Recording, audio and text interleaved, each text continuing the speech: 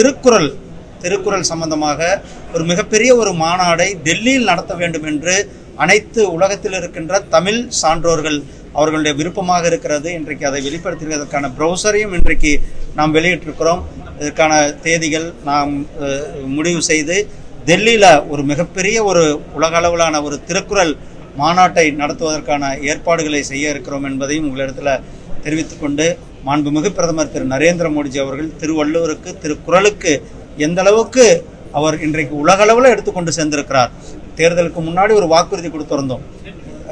India உலகம் முழுவதும் திருவள்ளுவருக்கு திருவள்ளுவர் கலாச்சார மையங்கள் உலகம் முழுவதும் ஏற்படுத்தப்படும் என்று சொல்லி இப்போ 4 மாதம் தான் கவர்மெண்ட் வந்திருக்கு.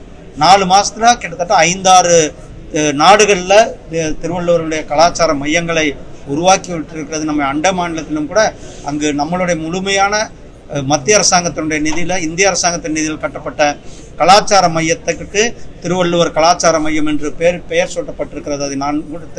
அதை திறந்து வைப்பதற்கு நானும் போயிருந்தேன். அது முழுமையாக இந்திய அரசாங்கத்தினுடைய நிதியில் நம்மளுடைய மாண்புமிகு பிரதமர் அவர்கள் அது பூமி பூஜை போட்டு தொடங்கி வைக்கப்பட்ட அந்த ஒரு சிறப்பான ஒரு நிகழ்வு.